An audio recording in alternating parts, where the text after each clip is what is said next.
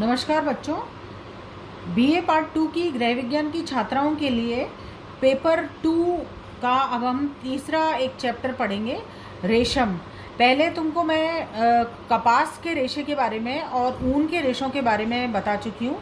ठीक उसी प्रकार से रेशम का जो रेशा है ये एक तरह का प्राकृतिक रेशा है जो कि रेशम के कीड़े से प्राप्त होता है। रेशम जो है ये अपनी एक अनोखी चमक, अलौकिक सुंदरता और आकर्षण के लिए जाना जाता है और ये राजसी वस्त्र कहलाता है क्योंकि राजा महाराजा रानियां यानी कि धनाढ्य वर्ग के जो लोग हैं वो रेशम के वस्त्रों का प्रयोग अधिक करते थे। ये सारे प्राकृतिक रेशों में सबसे ज़्यादा बहुमूल्य रेशा है।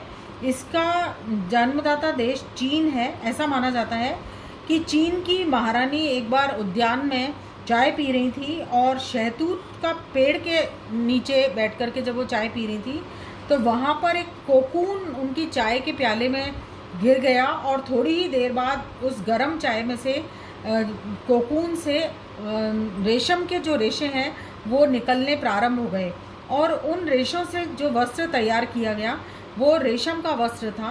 तो ऐसा माना जाता है कि चीन जो है इसका जन्मदाता देश है। रेशम के उत्पादन के लिए रेशम के कीड़ों की खेती की जाती है जिसको कि हम कहते हैं सेरीकल्चर, जिसमें कि इनके कीड़ों को पाला जाता है और इनमें इनकी जो मुख्य ग्रंथियां हैं उनसे लार निकलती है जो कि वातावरण के संपर्क में आने पर ये सूखे रेशे में बदल जाती हैं। ऐसा माना जाता है कि रेशम के कीड़े जो है इनकी 4 अवस्थाएं होती हैं: अंडा, लार्वा, प्यूपा और कीड़ा। इन चारों अवस्थाओं में से कीड़ा जो है गुजर करके इसमें से वो कीड़े जिनसे कि रेशम का धागा प्राप्त करना होता है उन कोकून में से प्यूपा को मार दिया जाता है और जिन कीड़ों को आगे और अंडे पैदा करने के लिए रखा जाता है उन कीड़ों को जिंदा ही रखा जाता है। सबसे पहली अवस्था अंडे की होती है।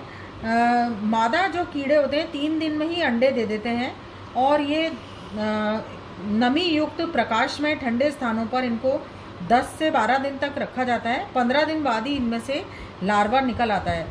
लार्वा 3 मिलीमीटर लंबा होता है, लेकिन इनको जब शहतूत की पत्तियां खाने को दी जाती हैं तो ये बहुत तेज़ी से पत्तियों को खाने लगता है और इनकी लंबाई 10 मिलीमीटर हो जाती है और 30 दिन के बाद में ये लार्वा पत्तियां खाना बंद कर देता है और इनकी त्वचा का रंग भी जो है सलेटी से बदलकर गुलाबी हो जाता है और ये अंग्रेजी के 8 अक्षर के समान हो जाता है और इस समय ये लगातार अपने सर को झकझोरता रहता है। ये इस बात का प्रतीक होता है कि इस समय ये कोकून बनने के लिए तैयार हो गया है। तीसरी अवस्था प्यूपा होती है।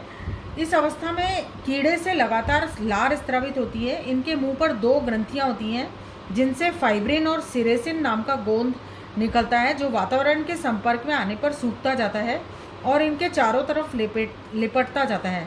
24 घंटे में ही वो इतना लार स्रावित कर देते हैं कि इसके अंदर वो छिप जाते हैं।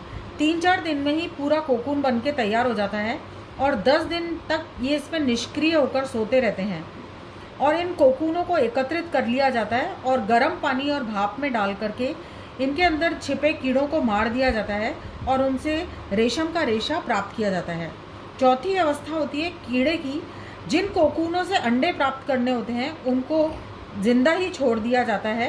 पूर्ण आयु प्राप्त करने के बाद में ये कोकून को फाड़कर बाहर निकल आते हैं और परिपक्व कीड़े 3 दिन के भीतर ही अंडे देने के लिए तैयार रहते हैं। इस तरह से कीड़ों का जीवन चक्र चलता रहता है। धन्यवाद।